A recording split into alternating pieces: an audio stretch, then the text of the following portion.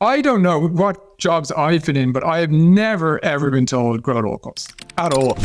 Today, I'm chatting with Shane Murphy-Reuter, CMO of Webflow, a website creation platform designed to enable you to build with the power of code without actually having to write any.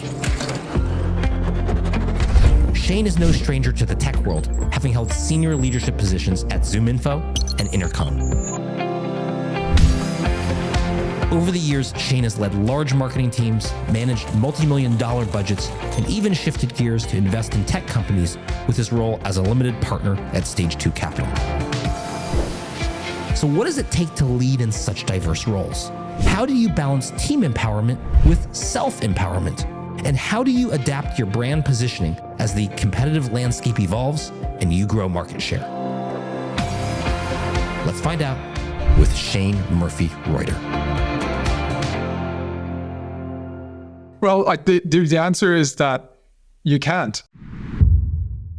Welcome to Top CMO. I'm chatting with Shane Murphy-Reuter, CMO at Webflow.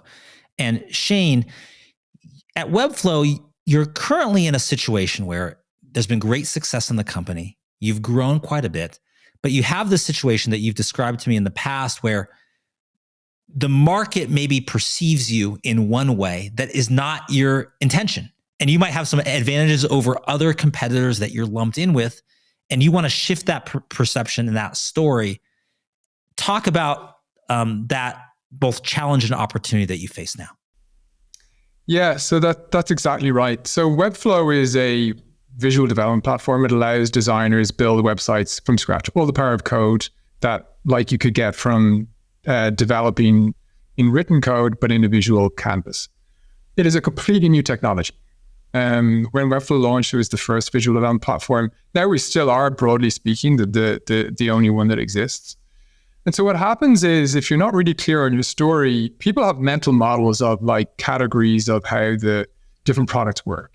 And so for visual development, it's not a thing. So if you go to somebody and say, hey, Webflow helps you build websites, they'll go, okay, and they will use their existing categories in their mind of what that means and put you in one of them. So either they'll put you in, oh, it must be like a coding platform like a GitHub, or, oh, you're a Squarespace or Wix. Our challenge is that predominantly we were being put, and today in kind of outside of our core market, are put in the Wix and Squarespace box of like, oh, it must be a template-based, pretty lightweight website builder, where in reality, like, the key difference for Webflow is that it allows you to break out of that. You can have all of the power of code, completely build something from scratch. And so, and just to paraphrase what you were saying, or use an analogy, it's almost like, when you haven't seen a movie yet, and your buddy's telling you about the movie, and you're like, oh yeah, it's like Indiana Jones meets Tootsie. And you're like, okay, I have a cross-dressing archaeologist that's going out there, because that's your reference point. People need a shorthand. They don't know all the details. But the problem is, shorthand, and particularly if you have a tool that's more powerful or a product that has, maybe more advanced, everyone kind of says they're advanced. If you're new to it, you can't really tell the difference. So the shorthand is helpful because people want to figure you out, but it's also limiting if you don't craft how that shorthand is communicated. 100%. And actually, we'll come back to Webflow in a second. One of the examples of this I use a lot with my team. I love the fact that the iPhone has got the word phone in it. If you think about the iPhone, originally my understanding is that it was actually the team that were working on the iPad. It was a tablet, and they got repurposed to work to create a smaller one in your pocket. In reality, it's a computer in your phone. Computer in your pocket. But the genius of it was to say, like, everybody knows they need a phone. So actually, this is the opposite we're trying to do with Webflow. Let's lean into that and say, hey, yeah, you need a phone. So we've got a phone. And then help them reimagine what's in their pocket, what it can do, what a phone is. And that's like a genius thing that Apple did. And so I use that story to say that there are times where certain technology situations that it is better to use existing categories, enter it, and then help people reimagine what you can do in that category. And so you should be very mindful of that. In Webflow's situation, we're not in that situation. It would be really difficult for us to say, hey, yeah, no, we're like a Squarespace or Wix, but like more powerful. Because those brands are so thought of as a certain thing, and like a serious website developer or designer wants to build things from scratch, they'll just dismiss you immediately. So we needed to really think about how do we carve out this new thing. And I think typically when trying to do that, there is one of two problems that companies face that I've worked at. Either actually you have a pretty good story, you've just not written it down. And so nobody's like clear on it. And then when everybody's executing individual marketing things, or your CEO is on a podcast, whatever, everyone's describing it in a different way such that everyone is confused. So they just put you back in the box that they understand. So that's like one category of problem. And I would encourage any CMO joining a new company to like start with, let's codify what we think the existing story is. And the likelihood is that it is definitely not written down in the fully formed way it should be. The second category, which is part like Webflow, are kind of in between category 1 and category 2. The second category is like, no, we're pretty clear on our positioning today. We now need to shift our positioning because of we're going after a new market, or we're moving from being a single product company to a multi-product company. In a way, like, for example, that Tesla are clearly on a journey of going from we're an EV car company to we are an energy company, and they're going to go on that shift over time. And so, yeah, I think it's a combination of just making sure that you're really clear about your story all the way from your mission down to the individual product, and then assessing whether or not you need to start to shift that story as your product develops and the market develops.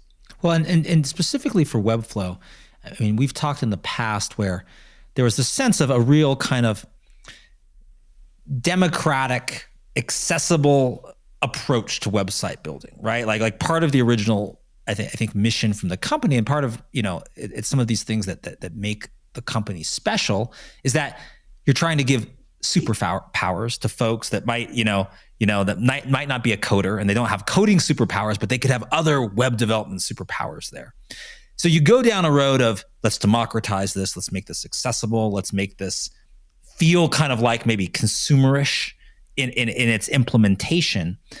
But then as you grow, and it sounds like where you're looking to go into the market, you need, like you alluded to this, like serious builders of websites to do this, who are not just, Bobby at grandma's house working on this. And so that accessibility, would you say, starts to work against you, or just the tone? Because people are like, yeah, I don't want to use what person over there is building their first website in. It makes it really easy for them.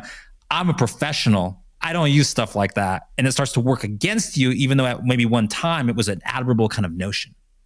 You've absolutely nailed it. Yeah. So our Webflow's mission is to give everyone development superpowers to everyone. The word everyone is in there. And even internally in the company, people were pretty confused about that. They generally thought that everyone meant everyone. Like my mother should be able to have development superpowers and build websites. My mom does not want development superpowers.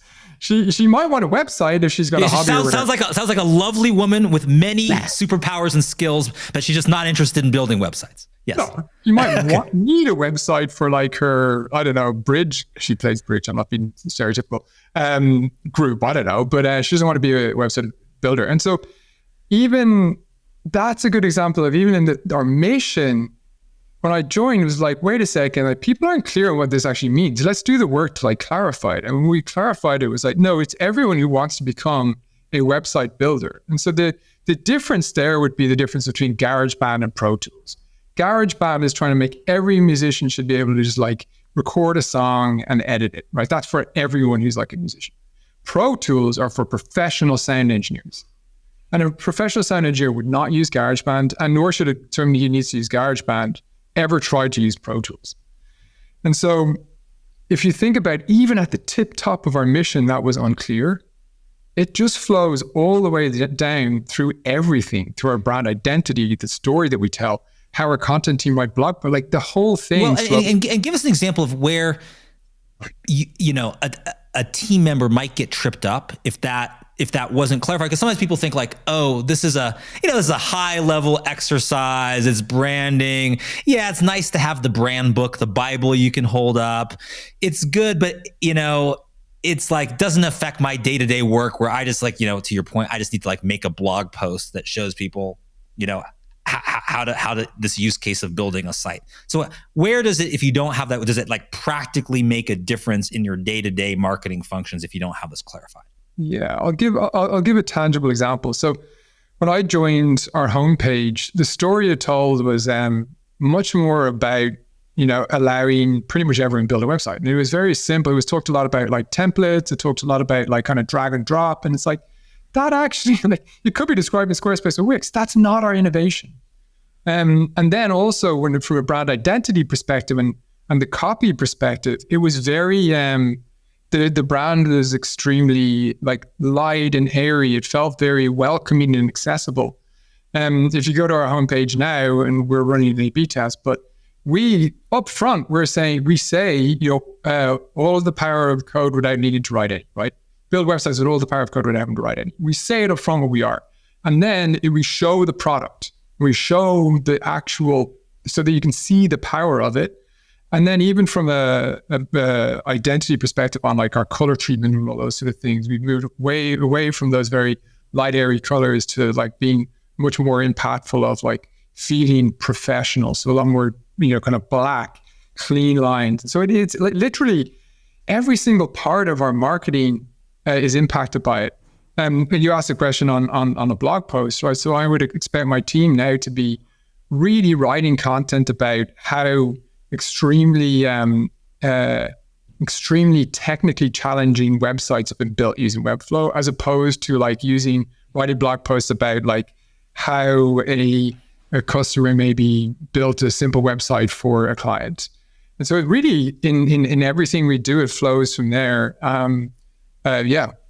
Well, and what's interesting too is that this isn't the first time that you've had to kind of reposition a brand. I mean, you come from sort of the term is SaaS, but software as a service space. A lot of B2B brands. Some of the places where you've led marketing teams include ZoomInfo, which has a lot of kind of sales information for SDR teams. Intercom, which started as a chatbot to talk to customers and sort of built up different products and tools and platforms from there.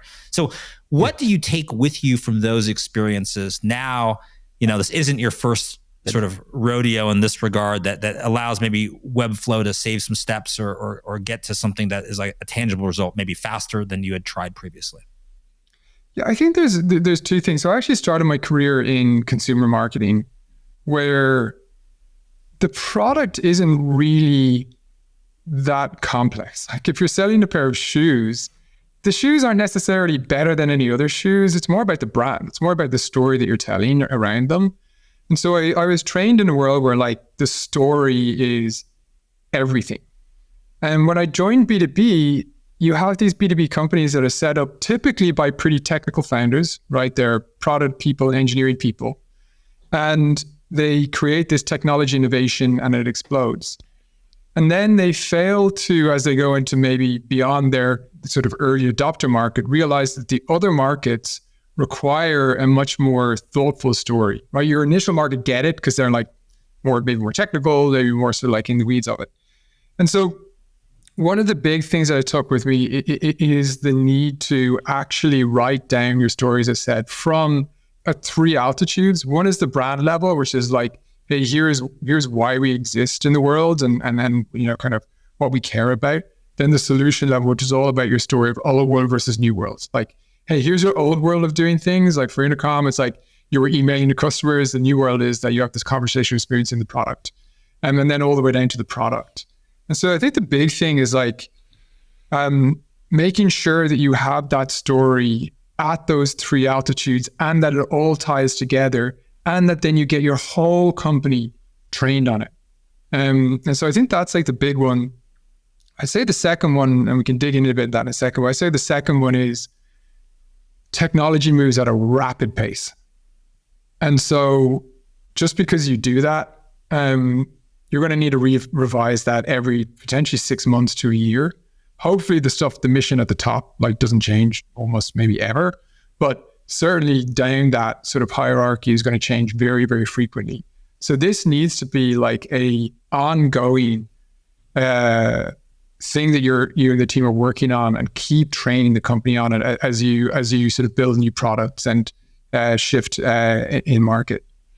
Well, and how do you think about expanding into markets? Maybe expanding into a lot of markets, right? We're trying to grow, but not watering down your story as well. You and I have tossed before of example of like, really big companies like the Salesforces of the world that do a lot of things. And you have to abstract it so much because, you kind of have to be all things to all people, and you try to do that. Webflow isn't Salesforce yet, but is a multi-billion-dollar company and growing quickly. How do you, temper like sort of ambition with markets and sort of balance it with the story you want to grow, but then not get caught up in, either A, we've got to be so watered down that we sort of don't say anything anymore, or B, we've got to be different things to every person. And to your point about training, our team doesn't even know, it's Tuesday, who are we again? Right? Wednesday. Oh, wait, we're this. How do you manage all of that in terms of the context of expansion? Yeah, I think what you're trying to find is what are the universal truths across your different markets. And then you're trying to center your story and your brand around those universal truths. I'll give an example. So the character at the center of our brand, which we've literally just been writing, as I mentioned, is this concept of the disempowered designer. They have to design and then you hand it off to a developer and they're disempowered. And we turn them into these visual developers that can do it all themselves. Now, that character at the center of our brand directly cascades in our core market to the freelancers and small agencies that use us. There's a perfect alignment between the character at the center of the brand and that end buyer. We're now moving up market. So we have a lot of customers in more like enterprise, like Orange Theory Fitness use us and companies like that. And so there's a debate happening internally, and like our head of sales is like, hey, this character at the center of our brand, that's not the right character anymore. We should make the CMO the center of our brand. We should make the head of marketing the center of our brand, because that's the people that ultimately will sign off using Webflow or not. And, my push, and I think that our head of sales now agrees with this, like, well, no, actually, if you think about it, the core of the value of Webflow, even inside a larger company, is the designer that we're trying to empower, that no longer has to work with the engineering team. And even within a large team, that's still the person who'll be your advocate in the company. And so that's still a universal truth, even as we go after those two markets. So we can still leave that at the core of our brand. And so you're trying to, maybe I'll give another example at Webflow. We're debating right now what our ICP is, right, as we move up market. Well, what's that bullseye customer? And everybody was debating well, how big is the company? What industry is it in? All those things. It's actually, no, wait a second. Let's start with what are the needs? What are the needs of these customers? And if you start there, then, well, yeah, that need could be both a larger company or a smaller company. And how do we find those common needs within those company sizes, as opposed to trying to do it all about demographic and firmographic information? So I think you're just trying to find those common threads across all of your markets that are universal truths that you can hook your story to, so that no matter who sees your marketing, it resonates. And then maybe the last thing I'll say is that that's obviously for the marketing, that's what above the line that everyone will see. If you put a billboard. The beautiful thing about marketing today is that a lot of the marketing channels now are more targeted. And so you should then also have a cascaded message that is more tailored to those individual markets that you then execute through specific channels targeting those. They need to still tie to the overarching message, but they can be skewed and much more tailored to those specific markets in your more below the line targeted marketing. Well, and one other maybe issue or challenge that I think you've experienced is you've worked at a lot of, as you describe it, sort of technology-driven B2B software companies, which usually those companies grow, and if it's a founder's vision, not because of they have the most innovative marketing of anyone in their category. It's usually because there's some technical expertise. Maybe there's some expertise with processes and systems. They have a new way of looking at a problem. And then you grow far enough, and then, someone like yourself is hired and brought in to like sort of build out these other things. So how do you engage and how do you think about it, now that you've done it at least 3 times with, people that have a very strong technical vision? It's usually not a marketing-led company. It has to become more of incorporate those ideas to grow. How do you just get people on your side or get consensus or sell the CEO or the founding team when it's not Nike, usually at the core, or Apple or something else that is, Apple's a technology company, but a very sophisticated marketing company. It's usually not that. Yeah. I think, so first of all, I would say that one of the reasons I joined Webflow is that I actually think because of the market, or like marketers and designers, like Vlad and the early founders, like fully get it. So it's so beautiful to work at a company like that. That said, like previous companies, I'll use ZoomInfo maybe as an example. Henry, the CEO of ZoomInfo, exceptionally gifted guy, built a company from $0 to $1 billion. Pretty incredible. Sales guy, very understood revenue, go to market, and how to like kind of build product for sales teams. So when I joined, I think I worked up essentially a pitch all about like, particularly where they were today as they moved into multi-product and multi-markets, the need for investing in clarifying the brand story and then taking it to market. And I think he really resonated with, I think, the logic of it, and using a lot of examples of other companies that have gone through a similar stage and the why you need to do it. And then I think the other thing that really brings it to life, particularly if you've got like a CFO who's part of that conversation, is showing the numbers. Almost every technology company at our stage gets probably more than half of their new customers through direct. And it sounds like direct, but in reality what it is like word of mouth, and it's brand awareness. And so what typically happens at this stage is that starts to flatline. And you're getting your new customer growth from paid, which is inefficient. So your cost to acquire is going up. And so, if you are, in my experience, if you're dealing with maybe a more commercial, either CEO and the CFO is in the room, showing it also the need for it in the numbers to drive long-term growth is also a great way to like make sure that like the full exec team like get the need and are bought in. I see. And what you mean is that either do you mean it in the context of we're having to shift more into paid, we better make our paid really work for us, or B, do you mean it in that, hey, earned is sort of tapering, let's reinvigorate it because every customer we can get with earned media is way better for us than paid media. Which do you mean it, or do you mean both? It's actually both. Like I use the analogy of, and I made this mistake way back when I was at Paddy Power, where the brand, imagine the brand like you've got a field, and the brand is like all of the fertilizer you put down, and it grows these crops, and then you hire in a head of demand gen, and they're like, look at all these crops, and they just like cut them all down. Right? They're converting all of that brand in market. And if you don't though, like rotate the field, don't refertilize, the first year the head of demand gen is going to kill it. Highest yields ever. And the second year, the conversion rates, to your point on sort of your second example, conversion rates start to drop. What's going on? Competitors in the market are winning more than us, and the CAC, or cost to acquire, increases.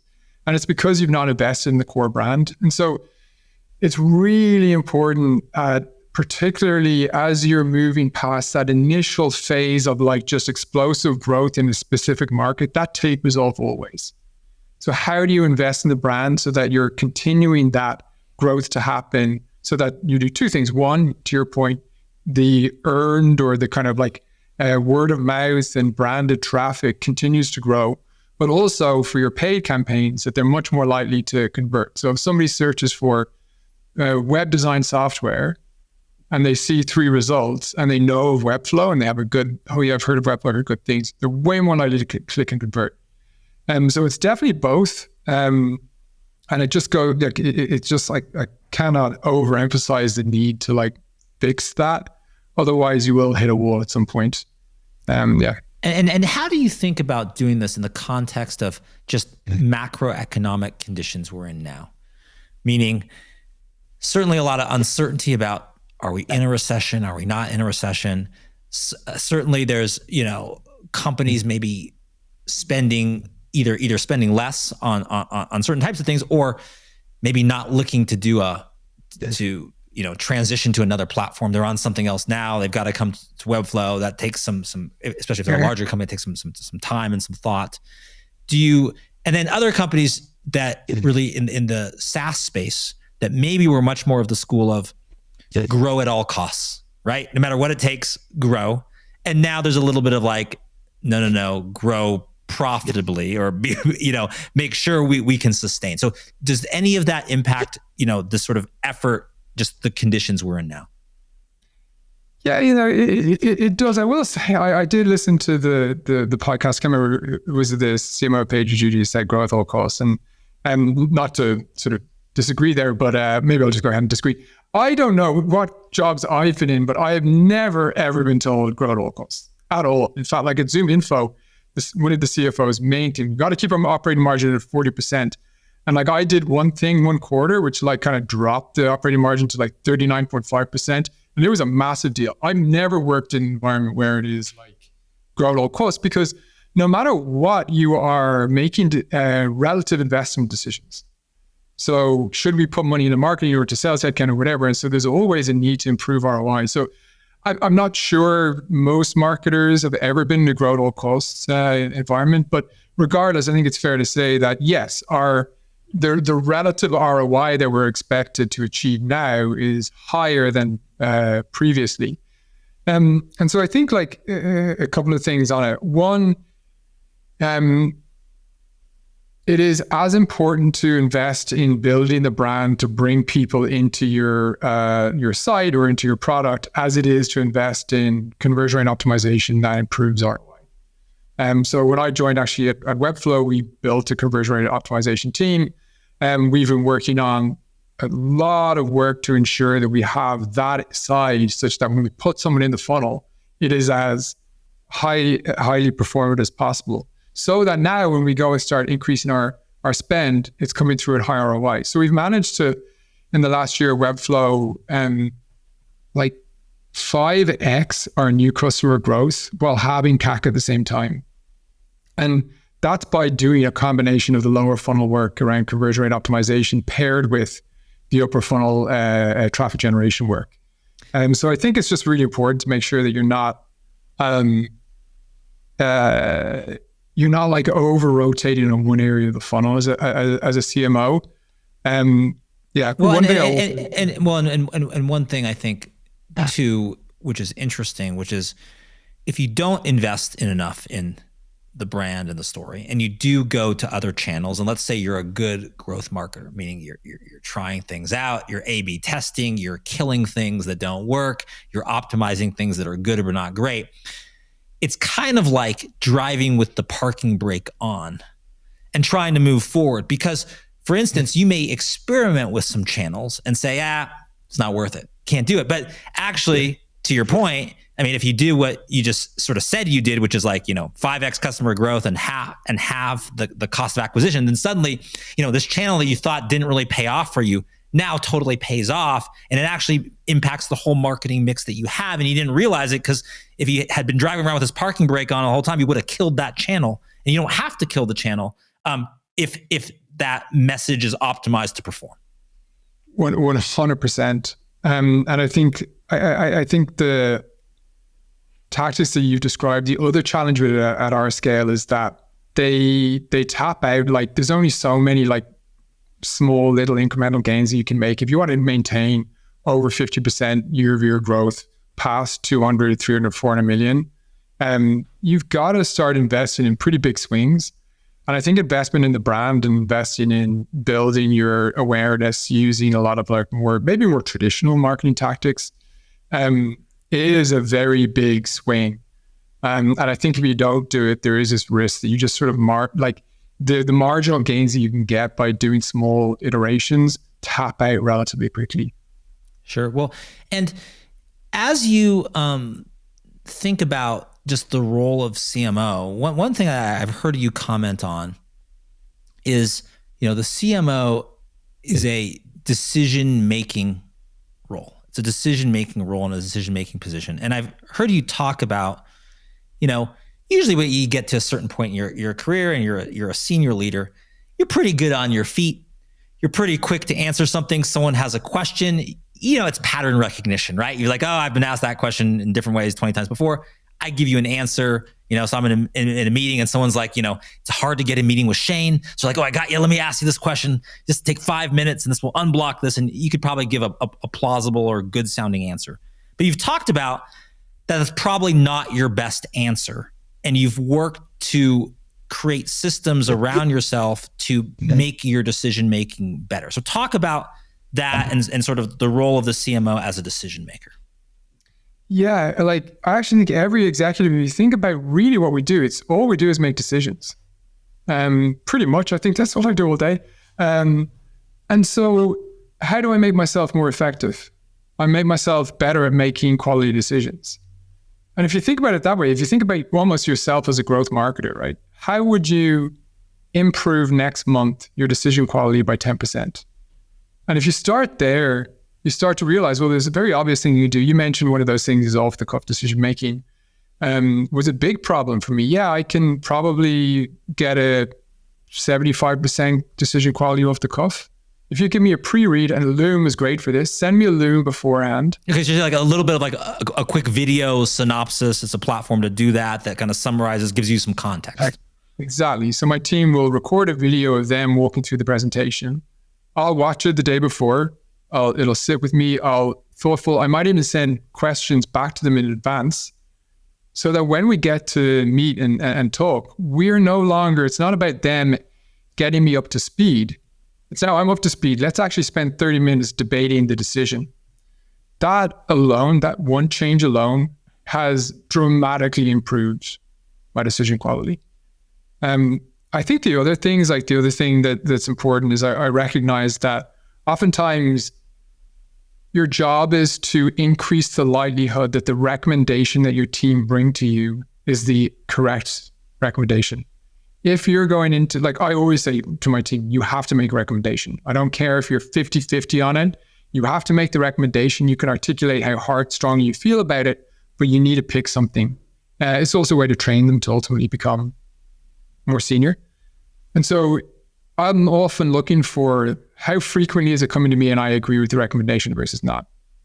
And if it's low, typically speaking, one of two things is happening. One, maybe you have the wrong people, or two, there's a lack of strategic alignment. The team don't understand truly where we're driving for as a business, how to make trade-off decisions based on that strategy. And as a result, they'll come to me. And using our example of the homepage before, they're presenting me a homepage and I'm looking at it going, this homepage does not talk about how pro Webflow is. Where is that? Ultimately that's on me. I'm like, that's not in, that started way up funnel. And so the two, obviously don't track these metrics. They're impossible to track, but the two things that I like to think about are, number one, how do I improve my decision quality over time? And number two, how do I improve the percentage of times that the recommendation that my team bring to me is the accurate recommendation? In my view, obviously, I assume that I'm very wise, but in my view, with my context, how do I do that? And I think if you could do those two things as a leader, you make yourself 10x more effective. I see. Well, and let's maybe, you talked about the second one. What about the first one? The first part of that, which was, do you have the right team? Do you have the right team to that? And sometimes the needs of that team may change, right? You're reinstituting a new kind of positioning, this kind of super powers for pros approach, if I was going to summarize it. And either A, not everyone may buy into that, or two, maybe the precision of strategic thought, it's a new requirement. And it wasn't a requirement for, maybe if that's changed. So how do you think about team building to enable either better decisions or just having the right people who are going to, be able to understand, ideate, and ultimately execute the new direction you have to go? Yeah, it's a big topic. I think a few things on it. Firstly, at a certain scale, and I would say that I'm there now, my team is, let's say, 70 people. at a certain point as a leader, you have to set up your team such that it's effectively mutually exclusive and collectively exhaustive of anything, piece of work or decision that comes into you. So basically, you should set it up in such a way that anything that comes at me, I have a natural delegation point. And it's clear to everybody that that's the delegation point, so that everybody has extremely clear, like, this is, broadly my patch of land, this is my patch of land. And of course, they collaborate, but you need to like set it up like that such that the right folk are empowered to make the right decisions. And if you don't have that set up, when I joined, we didn't have it set up that way. What ends up happening is that you have the wrong people making the wrong decisions. I'll give an example. Our homepage, product marketing should be the ones that are defining and responsible for setting our overarching story. The creative team then have a copywriter. Their job is to bring that to life and copy that engages. When I joined, what was happening is that, broadly speaking, the copy team were writing the copy without the proper input from product marketing. And so we're getting it wrong because they didn't have the right strategic direction. And so as I think about my leadership team, I need to make sure that they're all really, really clear about sort of their roles and responsibilities. Once you've done that and you kind of figured out, okay, this should be my org structure, then the question is, do you have the right people in those swim lanes? And I think that hopefully the answer is yes. If the answer is no, hey, this person isn't quite there yet, you need to make a decision about whether or not that's just because they haven't had enough revs at it and I can train them. So yeah, this person is naturally pretty strategic. I'm going to train them on this and get them there. Or is it like a core skill gap? Is it something that hey, they're very, very operationally minded. They're going to really struggle to think in the way that I need them to think. At that point, then it's about figuring out a role change, or potentially, sadly, it happens that people have to change companies, and you need to make that hard call. But yeah, I think it's those two things: making sure you have the clear swim lanes, and then making sure that you have the right folk in each one. And finally, we've talked in this conversation. It's been far-reaching. I mean, we've talked about how do you kind of shift your positioning and your story to better reflect where you are and where you need to go.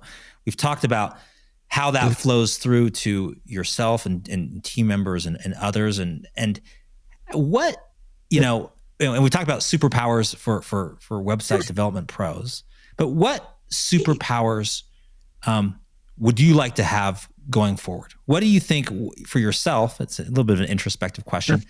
What to get to the next level at Webflow and beyond, what would you like to improve about your set of skills that you could deploy that would make you an even more effective CMO or another role, CEO, or anything else later that you might become?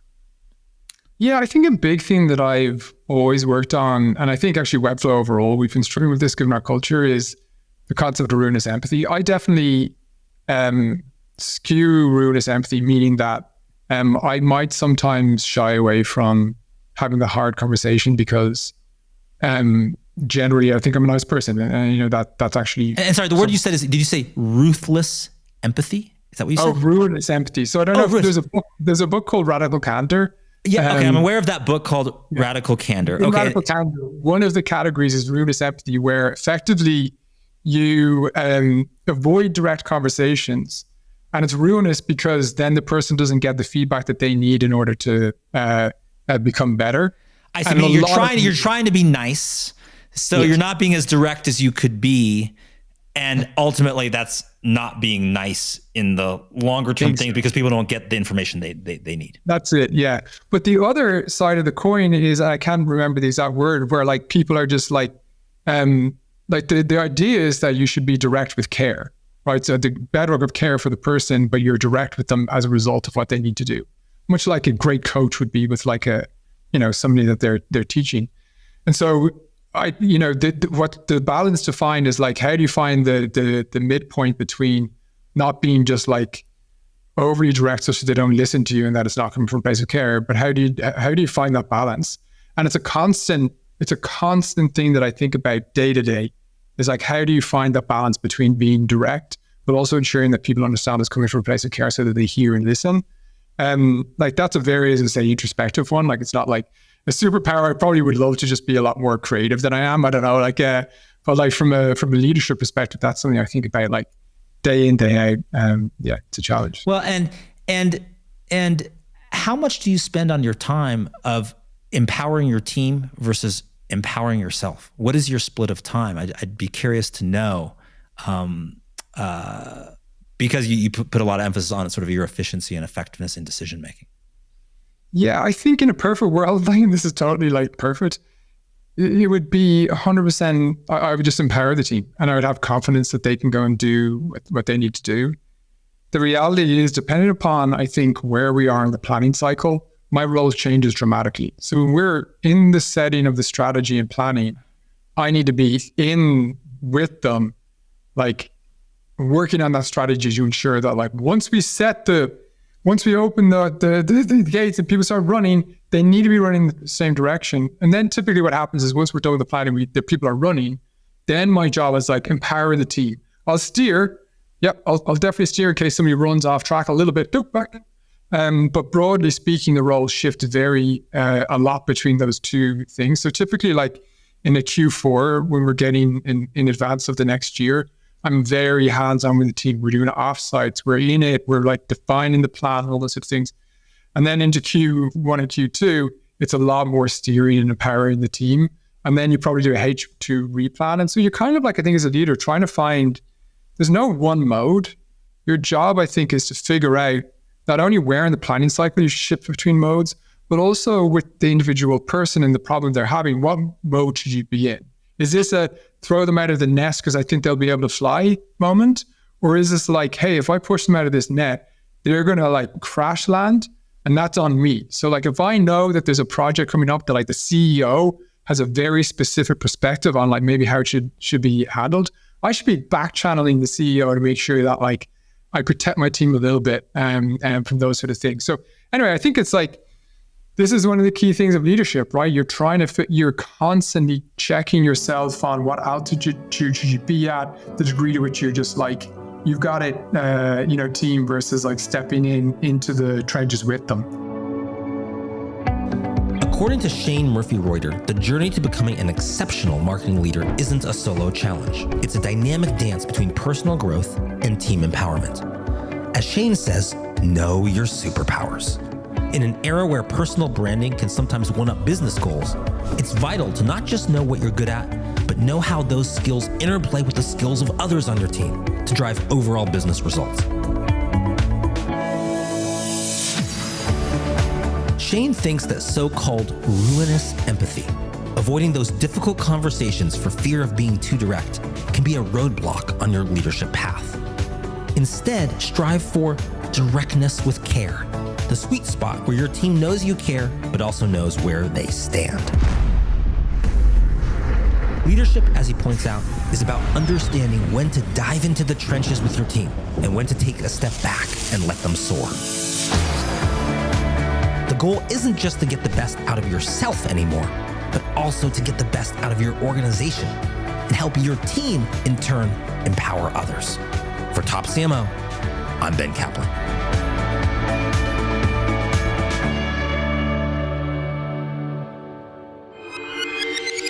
This amazing episode was brought to you by Top Thought Leader.